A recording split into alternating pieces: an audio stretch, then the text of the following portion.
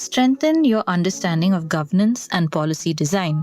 The 12-week graduate course in public policy begins 10th January 2026. Apply by 30th November 2025 to avail a 10% early bird scholarship. Welcome to All Things Policy, a daily podcast by the Takshashila Institution. We are a bunch of policy nerds based in Bengaluru, and we like bringing fresh perspectives to Indian affairs and Indian perspectives to global affairs. So grab a cup of coffee, sit back, and join us for today's chat. Welcome to a new episode of All Things Policy. I'm Aishwarya Sonavne, research analyst for Pakistan Studies here at the Takshashila Institution, and your host for today. This episode, we're turning our attention to Balochistan, the largest province of Pakistan, and it's both a frontier and a fixation, a place that has arguably become the current darling of both the US and China, with Donald Trump showing immense interest in the region's critical resources. And yet, the province remains complicated and conflict-ridden.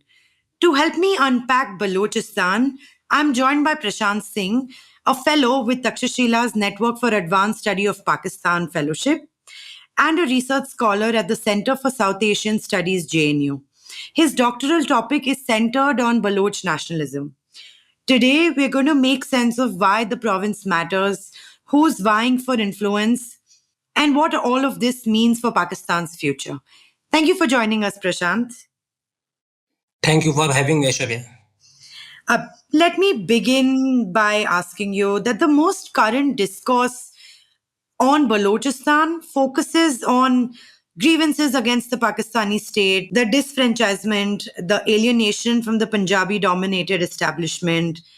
However, for our listeners, I think it would help to understand the backstory of this region.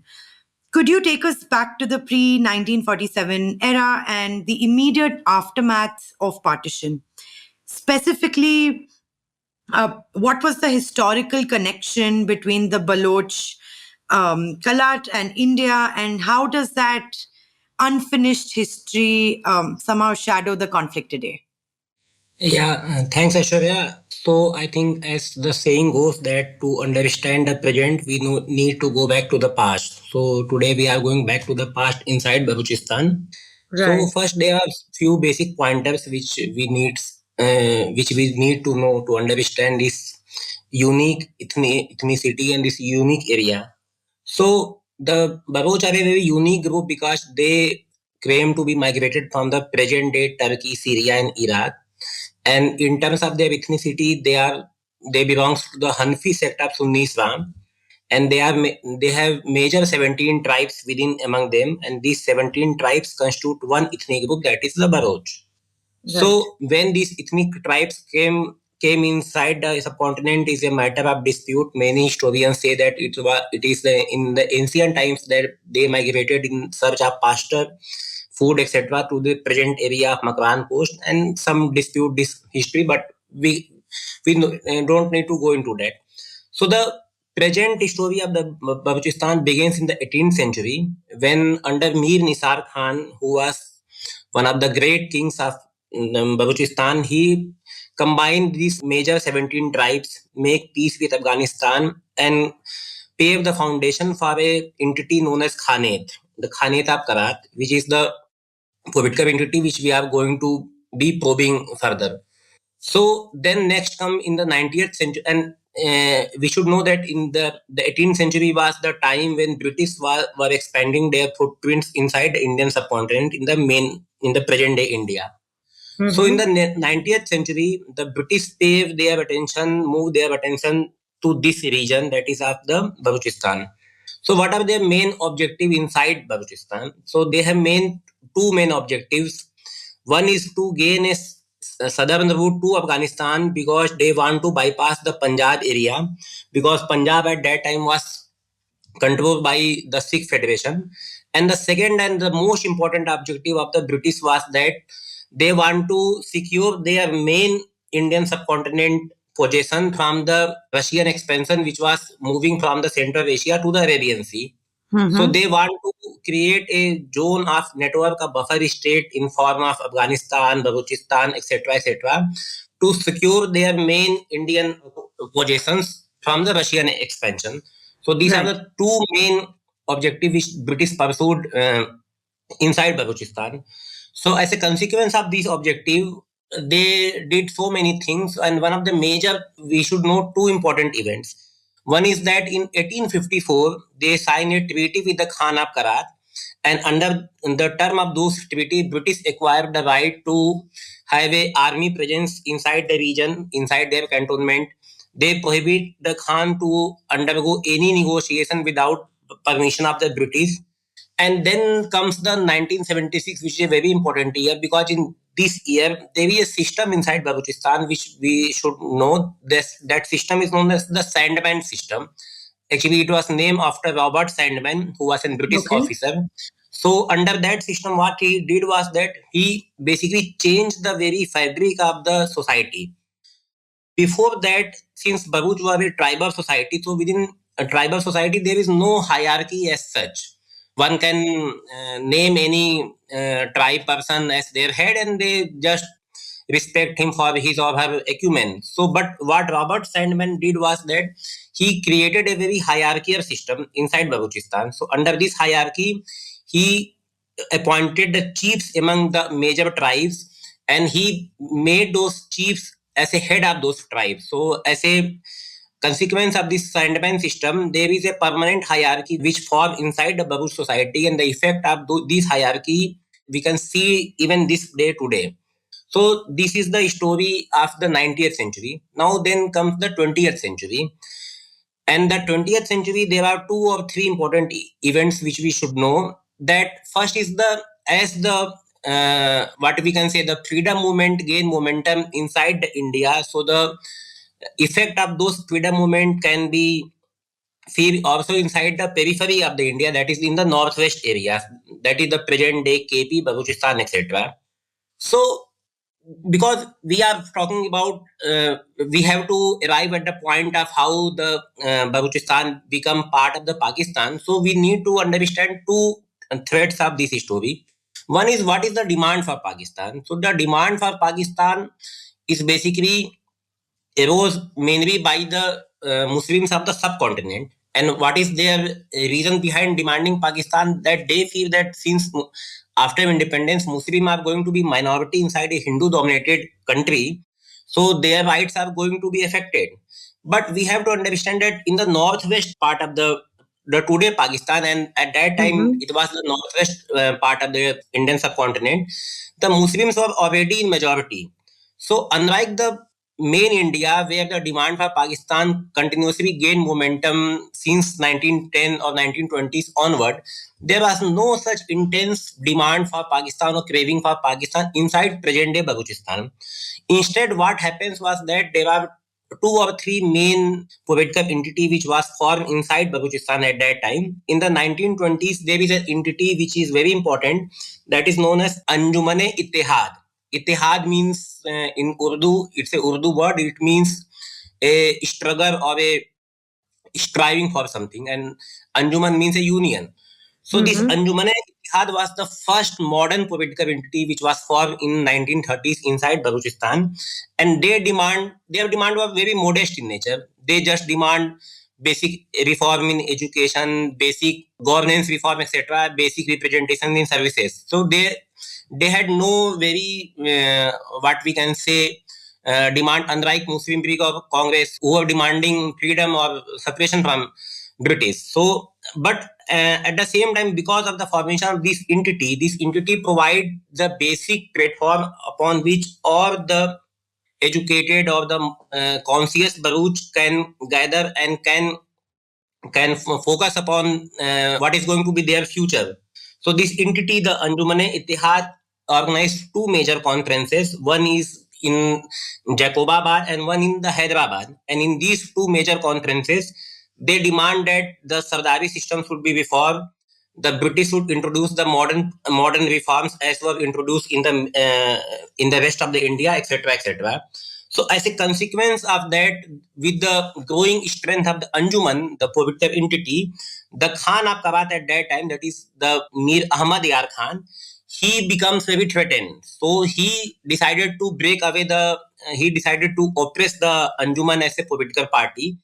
And as a consequence, within the Anjuman, there emerged two groups. One group was more moderate in nature. They want to have active cooperation with the British and the Khanate. And the second Right. group was more extremist in nature. They want to move toward more reform, more freedom, etc., etc. So as a consequence, in 1939, the Anjuman as a group broke up, and then emerged the new party, which is a very important party, that is Karat State National Party. And this party is going to determine the future of Balochistan up to the accession into the Pakistan. So Right. when the partition negotiations start happening in since World War II started, so Ashara, it's a very interesting fact to know that the advocate of the Khan of Kabat was Muhammad Ali Jinnah himself. And there is Yeah. an story that when Jinnah visited Quetta, the Khan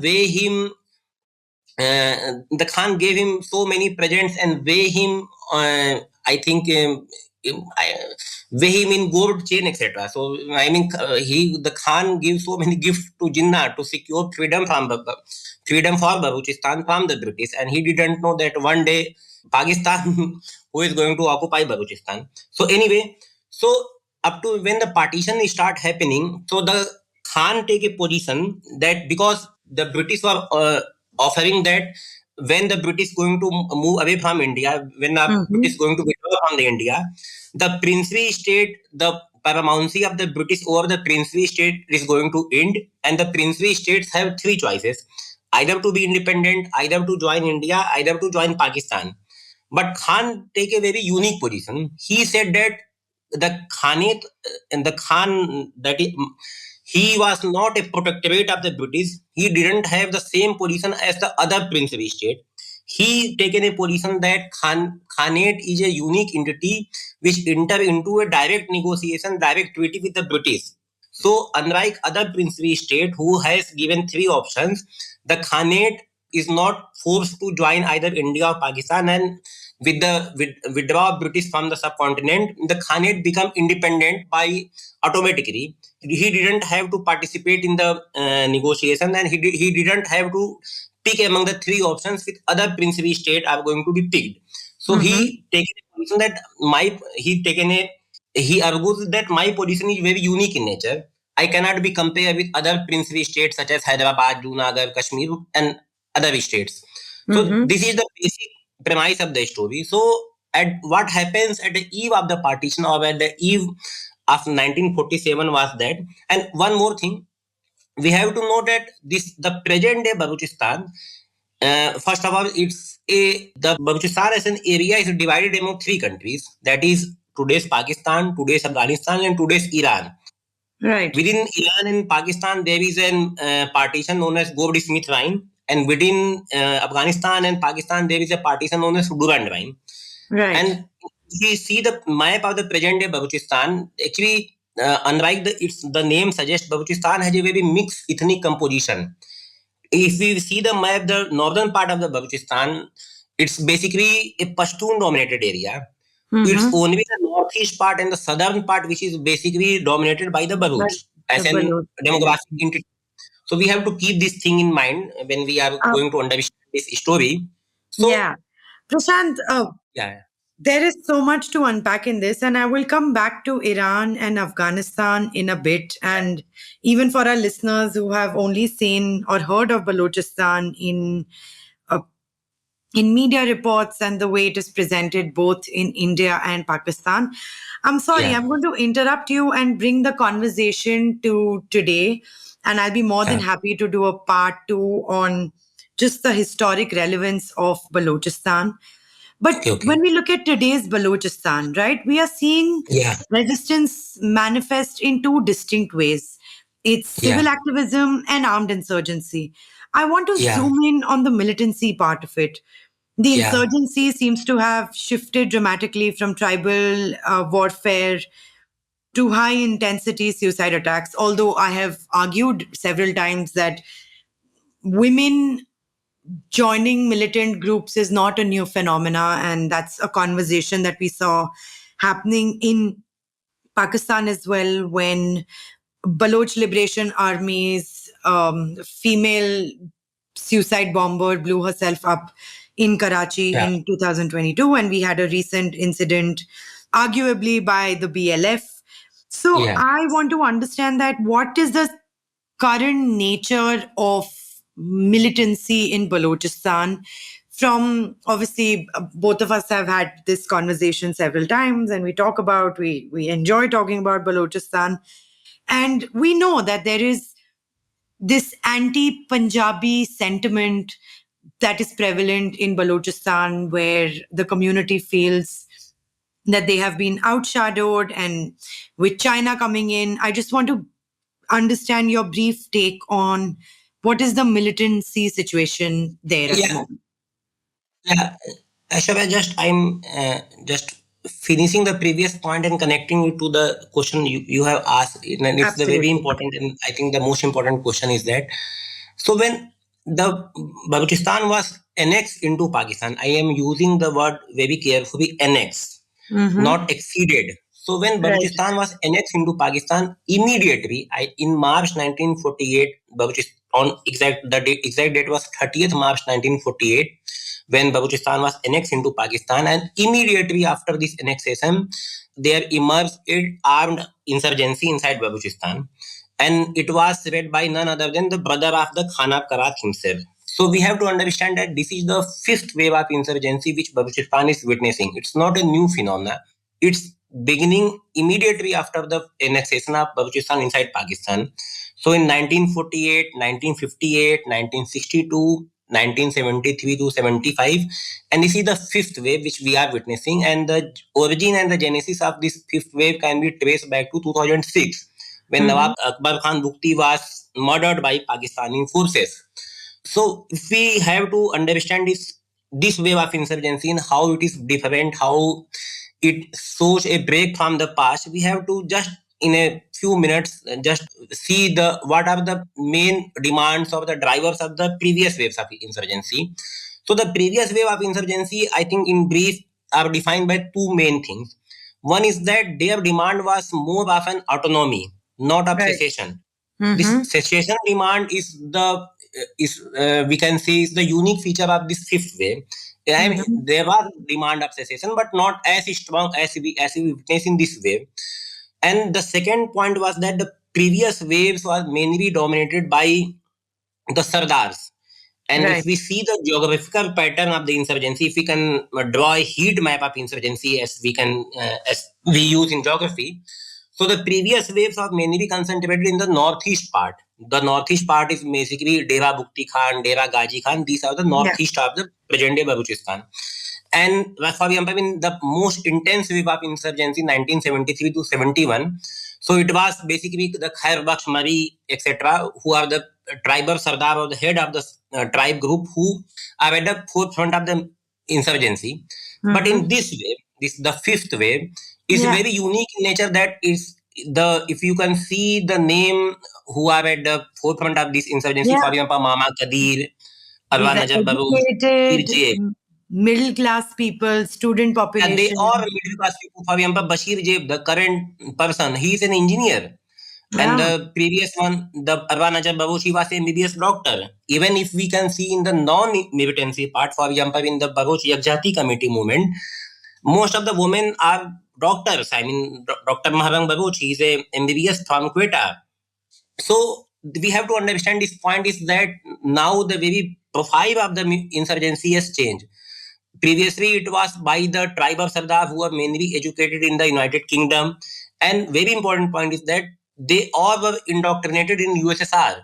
Most of them follow Marx as their ideology. They believe in socialism, etc. But this wave of insurgency is very nativist in nature. It didn't have any, you can say, outside impact or outside ideological impact, at least we can say. So now the phenomena of suicide bombing, etc., etc., it's a very new kind of phenomena. And to understand why, how, for example, if we see the profile of the suicide bomber, the first female suicide bomber, as you were talking about, in 2022, she was a 35-year-old woman with a son, and she was a maybe postgraduate from university. Yeah, So she had what, a degree in zoology, which is quite so what fascinating. for someone who has a promising career, who has a promising future ahead of her, to undertake such a drastic step? So we have to understand the coerciveness or the degree of oppression which is ongoing in the present time. And one of the very important driver which push women or which push the militancy is the phenomena of enforced disappearance. It is a practice which was initiated in the aftermath of 2001, the war on terror, when America came into the AFPAC region. And Pakistani used this opportunity to, on one hand, they were assisting United States inside Afghanistan theater, and on the other hand, since America was dependent upon Pakistan for their operations inside Afghanistan, they took this opportunity to exercise more of their to use more and more of their coercive practices or oppressive practices inside Balochistan. So it's not like enforced disappearance begins after 2001. It basically intensified after 2001. And if you talk to any Baruch, the first victim of the enforced disappearance was the brother of current BNP chief Ataurwa Mengar, and he was abducted in 1978 something, and his body was never found.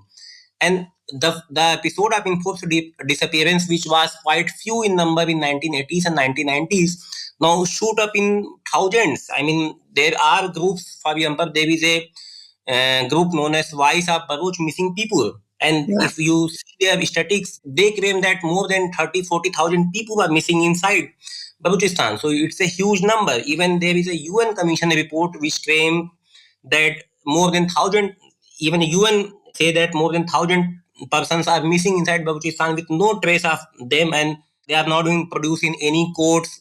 No FIR has been named against them. So this enforced disappearance, this mass graving, you can see there are mass graves inside so many pockets of Balochistan. For example, there was a grave in Khushdar which was discovered in 2014-15. So the point is that this present wave of insurgency is unfolding in a context, and the context is that as the state penetrate inside the region, and what is the motivation of penetration of state? It's the resource extraction. For example, this Gwadar port, I mean, this has become a very focal point of this CPEC and the Pakistan-China strategic pact. And the more the state penetrate, the more it has to use its oppressive tactics. And as a consequence, and one other thing, Aishwarya. Prashant, you've given me a great segue into my next question. You mentioned CPEC. Yeah. CPEC was, sold as a game changer, which promised development and connectivity. But there are immense security threats, and China is aware of it. Pakistan has been resistant in bringing Chinese security forces on its land.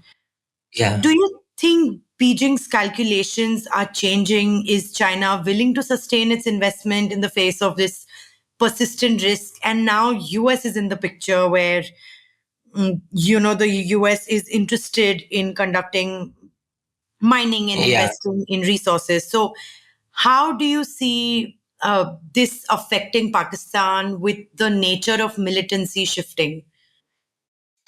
Ashara, in my opinion, as far as the investment, we have to understand one thing, in my opinion, that CPEC is the part of the broad Pakistan-China, what we can say, partnership. Right. So it's not that CPEC is the only content inside that partnership, and Pakistan-China partnership is very strong. And as far as China is concerned, it has extensive experience of working in such kind of area as Gwadar. For example, China has investment inside Myanmar, inside Sub-Saharan Africa. So dealing with insurgency is not a new thing for China. But if we can see the data of CPEC, and it was touted as the flagship project of the China-Pakistan Economic Corridor. But if we can see the shipping data, for example, in 2023-24, I think only 26 ships were on board the Gwadar port, which is a very, I think, what we can say, the dismal number as compared to Hambantota port, where more than 100 ships dock and undock every year. And even Hambantota port is not considered a success. So in terms of economic activity, what Chinese expect and what even Pakistani expect from CPEC is not happening. And then that is a fact.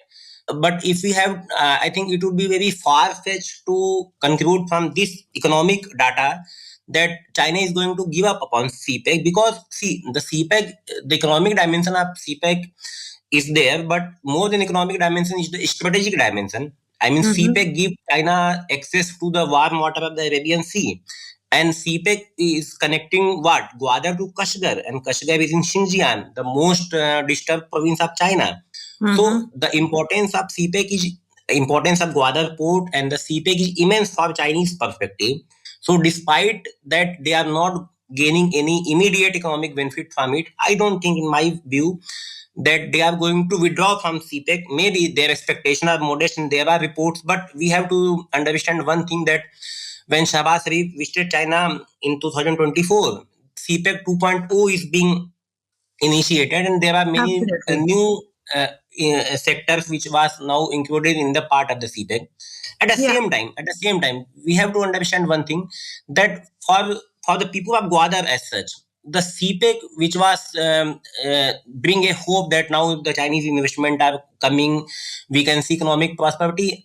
This thing didn't happen at all. Instead, CPEC actually worsened their condition.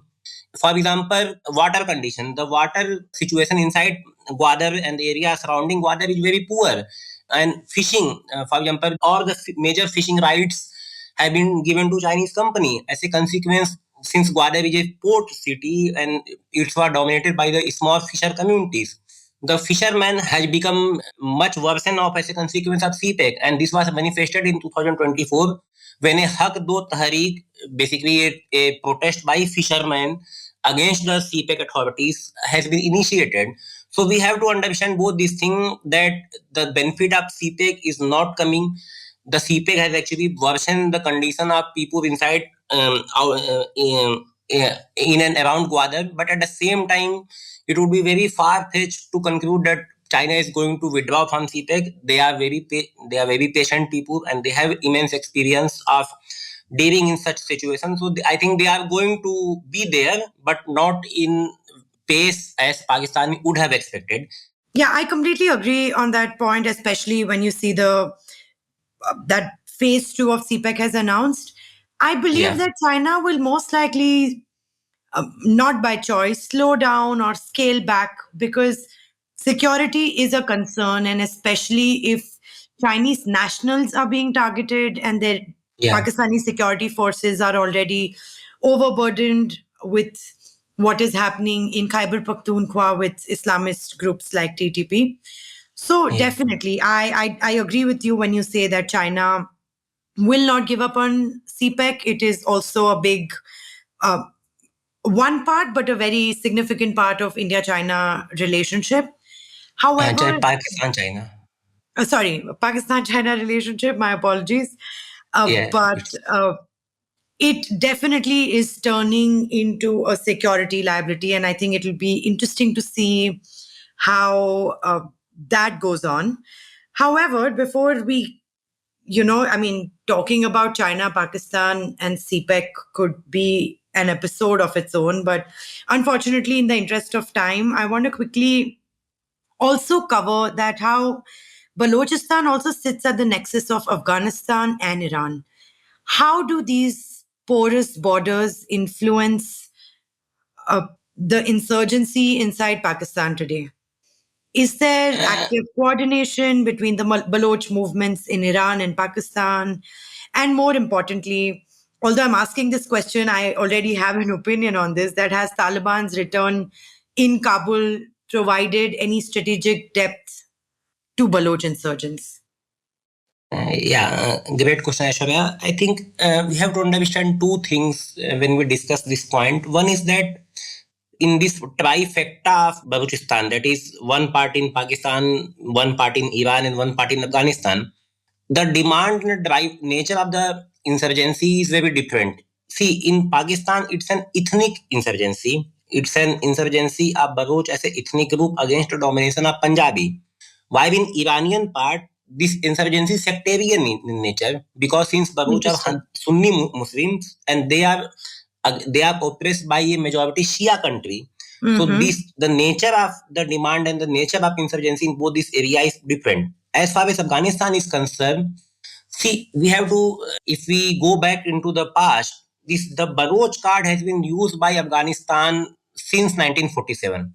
From the time of Jahir Shah to Daud Khan, etc., etc., they have provided support and sanctuary to Baloch people whenever they want to put pressure on Pakistan.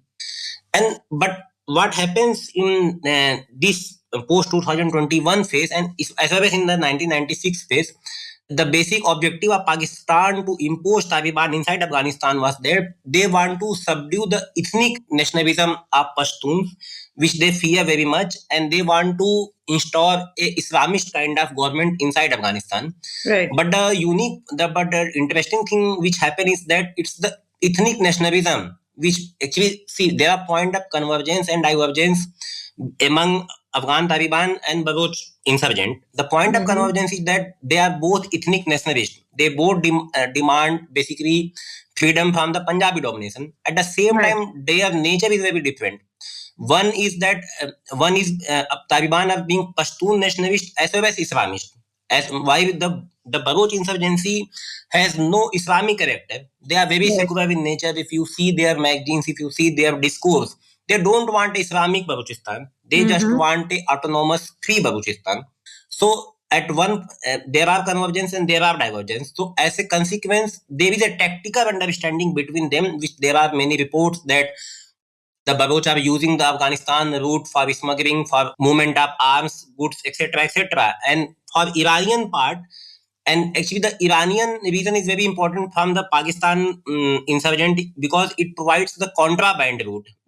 Most of the money which Baloch used to finance their insurgency came from these Iranian routes. So as a consequence, I think we have to understand this thing, that there are fundamental conceptual digression or the division between these three parts, but at the same time there is a tactical understanding between Afghan Taliban, between Baloch insurgent group, as well as among the Iranian part. And Ashara, I have to make one point that in 1973-77, if we go into the archives, the operation initiated by Bhutto, Zulfikar Ali Bhutto at that time, it was on the advice of Shah of Iran. And it's a very important thing to note, and I have read this as a part of my PhD research, that it was the Shah of Iran who advised Zulfikar Ali Bhutto to basically conduct operation inside Balochistan. And what is the fear of Shah? Why Shah did that? It was because in 1973, the first time there was an elected government inside Balochistan, and Shah didn't want it to succeed, because if there is an elected government inside Pakistani part of Balochistan which succeed, then the same demand will emerge inside the Sistan Balochistan, which is the southernmost part of Iran. So there is a point of convergence between Iran and Pakistan, that both have a mutual interest to basically subdue the Baloch insurgency. While at the same time, what happens in 2024 January, that there is a missile exchange between Iran and Pakistan.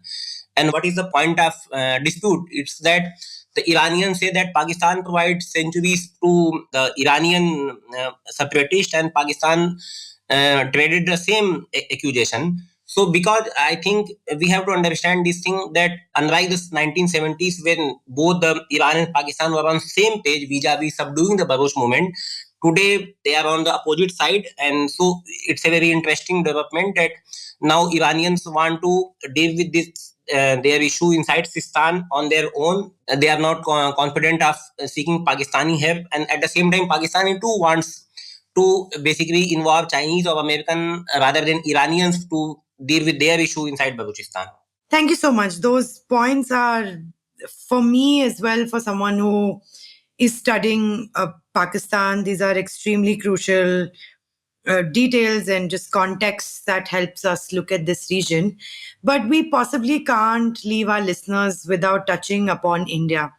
I will leave history aside for now. I will leave Modi's 2016, Prime Minister Narendra Modi's 2016 Independence Day speech, where he did mention Balochistan.